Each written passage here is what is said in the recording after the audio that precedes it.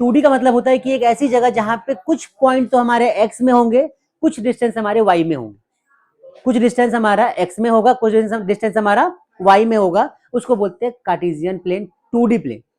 अब मैं यहाँ पे एक पॉइंट लेता हूँ a, तो ए पॉइंट का मतलब हो गया कि यहाँ पर x भी होगा और यहाँ पर y भी होगा, मतलब कि कुछ डिस्टेंस हमारा x में भी होगा, ये कुछ डिस्टेंस हमारा y में भी होगा।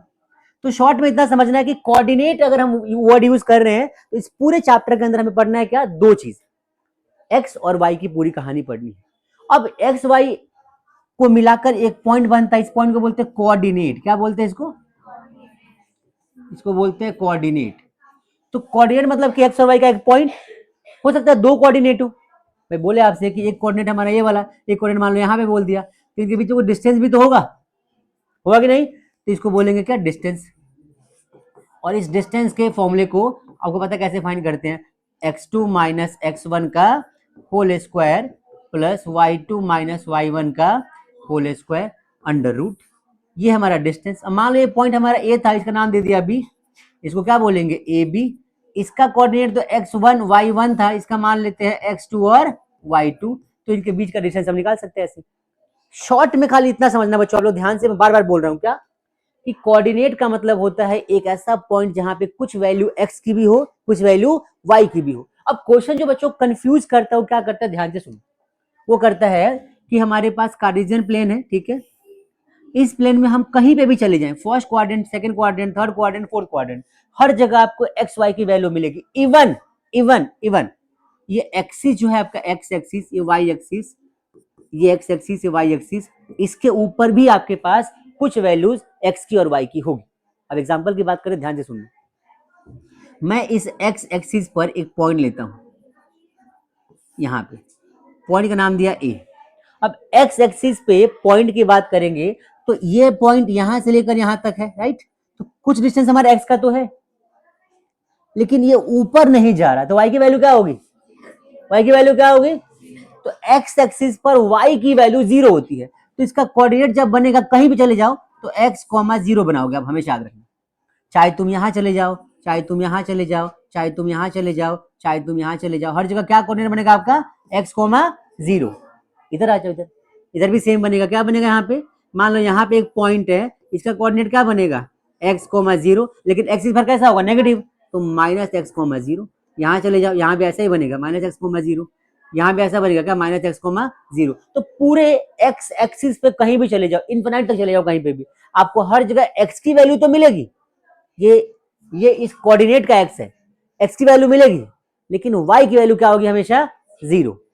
सिमिलर तरीके से अगर आप y पे जा रहे हो तो यहाँ पे x की वैल्यू 0 हो जाएगी। हर कोऑर्डिनेट कहता है कि मेरी वैल्यू होगी, तेरी वैल्यू 0, हर कोऑर्डिनेट में उसकी वैल्यू तो होगी, लेकिन दूसरी वाली क्या हो जाती है, 0।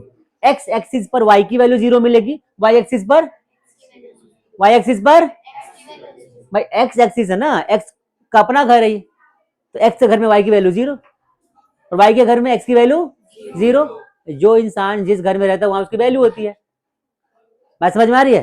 तो इस x एक्सिस पे x की अपनी वैल्यू होगी और हर जगह होगी, यहां पे भी वैल्यू होगी, 0 होगी लेकिन होगी वैल्यू। लेकिन ऐसे ही यहां पे चले जाओ, इस वाले कोऑर्डिनेट पे y की वैल्यू क्या हो जाएगी, y तो बाद में आता है, तो y हमारी होगी और x की वैल्यू क्या हो जाएगी, 0।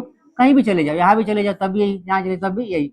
हाँ, सबकी वैल्यूज y की अलग अलग हो सकती है, बट कॉन्सेप्ट इज दैट कि x एक्सिस पे y की वैल्यू 0 और y एक्सिस पे, ये बात समझ में आ गई, यस और नो? चलिए बहुत बढ़िया। अब हम बात करते हैं डिस्टेंस फॉर्मूला की, बहुत आसान है। डिस्टेंस फॉर्मूला क्या होता है बच्चों, ध्यान से देखो, डिस्टेंस फॉर्मूला का मतलब होता है कि कार्टेशियन प्लेन के अंदर किसी भी दो पॉइंट के बीच का हमें डिस्टेंस फाइंड करना है। अब मान लो मैंने एक पॉइंट ले लिया, यहां पे एक पॉइंट ले लिया मैंने, यहां मान लो यहाँ पे ए, और यहां एक पॉइंट ले लिया क्या, बी। यहाँ के जो कोऑर्डिनेट्स होंगे x1 और y1 नाम दिया, हमें नहीं पता, रैंडम वैल्यूज है। b का क्या हो जाएगा, x2 एंड y2, और मुझे इनके बीच का क्या निकालना है, डिस्टेंस। क्या हो जाएगा डिस्टेंस, तो लिखा A B is equal to under root, साथ साथ बोलो x2 माइनस x1 का स्क्वायर प्लस y1 का स्क्वायर। आ गया फॉर्मूला, याद रहेगा ये आपको, ये डिस्टेंस फॉर्मूला है, 2 पॉइंट के बीच का डिस्टेंस निकालने का फॉर्मूला। अगर मैं बोलूं डिस्टेंस फॉर्मूला किसी एक ऐसा पॉइंट का जो ओरिजिन से स्टार्ट हो रहा है, मान लो एक पॉइंट मैंने यहां पे ले लिया, ये पॉइंट लिया P, ये हमारा ओरिजिन है, ओरिजिन मान लो O है। तो इस P पॉइंट का जो कोऑर्डिनेट है x, y कुछ दे रखा है, नहीं पता क्या वैल्यू है, कुछ x y दे रखा है। अब बोलेगा डिस्टेंस बताना है, कहां से कहां तक बताना है डिस्टेंस आपको, तो आपको डिस्टेंस यहां से यहां तक बताना है। क्या डिस्टेंस हो जाएगा इसका बताओ, तो इसका जो डिस्टेंस होगा बच्चों हो जाएगा क्या, देखो नाम दिया OP, तो OP लिख सकते हैं इसको, O से P तक। क्या फॉर्मूला हो जाएगा, तो देखो x और ये 0, ये y और ये 0, तो ये बेसिकली x है स्क्वायर प्लस y स्क्वायर निकल के आता है। शॉर्ट में इतना लिख लो आप, क्या कि आ जाएगा x square plus y square.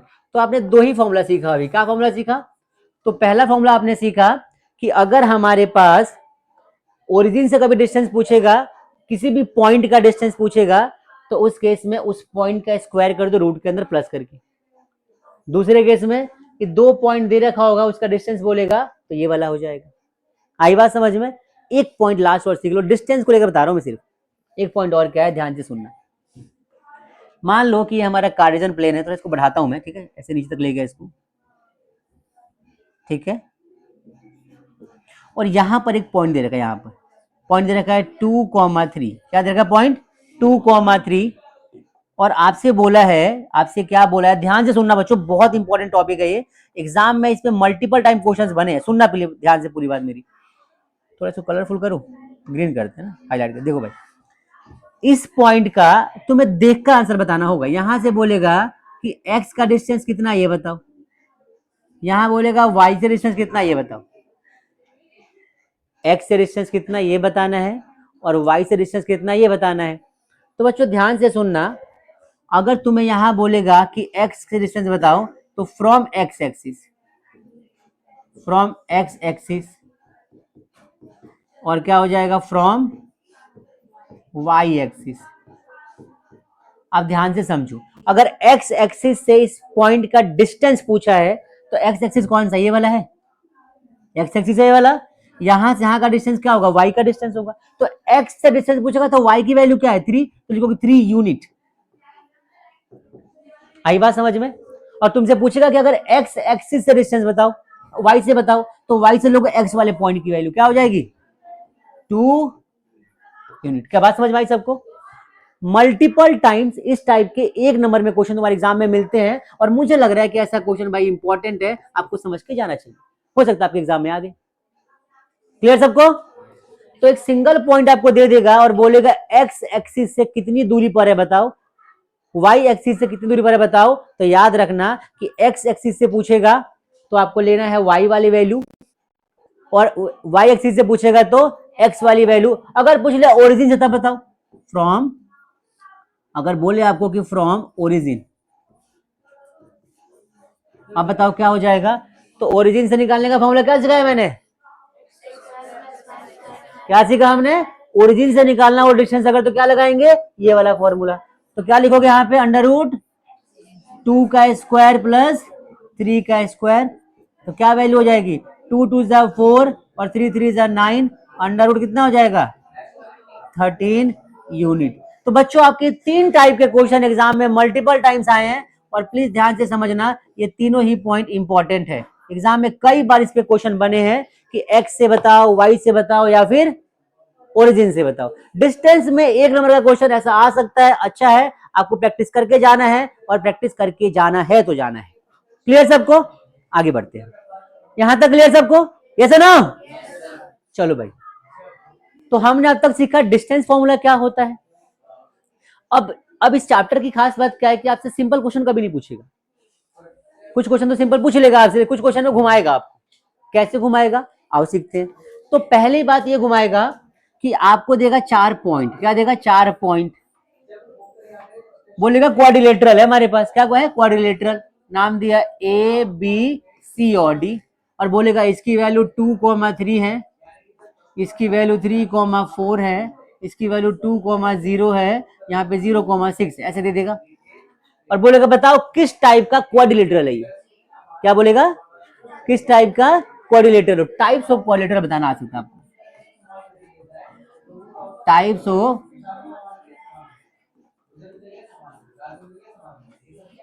Quadrilateral आ सकता है पूछने के लिए, या फिर आपको क्या देगा, आपको बोलेगा कि भाई आपके पास 3 पॉइंट है, क्या बोलेगा 3 पॉइंट है, और तीनों पॉइंट मान लो 2,3 दे दिया आपको, एग्जाम्पल की बात कर रहा हूं मैं, 3,4 दे देगा और 1,2 दे देगा, बोलेगा बताओ किस टाइप का ट्रायंगल है, क्या बोलेगा, टाइप्स ऑफ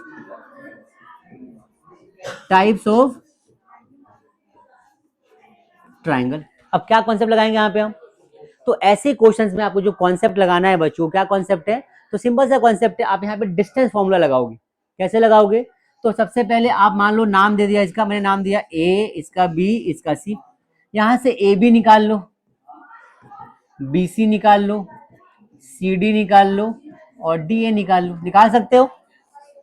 अब इन चारों पॉइंट को फाइंड करने के बाद आपको आइडिया लग जाएगा कि किस टाइप का शेप बन रहा है, क्या चारों साइड बराबर आ रही है या अपोजिट साइड्स बराबर आ रही है, उसके बेस पे आप आइडिया लगा सकते हो कि किस टाइप का क्वाड्रिलेटरल है ये। बात समझ में आई सबको, किस टाइप का क्वाड्रिलेटरल है, समझ में आया सबको, यस और नो। तो पहला कॉन्सेप्ट तो ये आ सकता है आपको। दूसरा कॉन्सेप्ट क्या आ जाएगा, ट्रायंगल वाले में सेम लगाना है भाई, ट्रायंगल के आपको 3 ही कॉन्सेप्ट पूछेगा, ध्यान से देखो, ट्रायंगल के क्या हो जाएंगे, 3 टाइप हो जाएंगे आपके। पहला टाइप क्या हो सकता है इसका, इक्विलेटरल,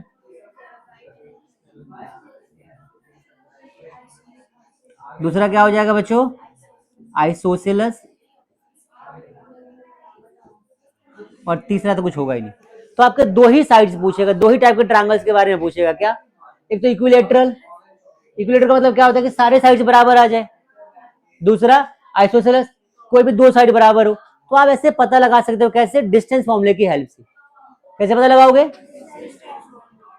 एक तो ये कॉन्सेप्ट आ सकता है, ये 2-3 कॉन्सेप्ट एग्जाम में कई बार आते हैं और आपको इसको लेकर चलना पड़ेगा। क्लियर सभी को।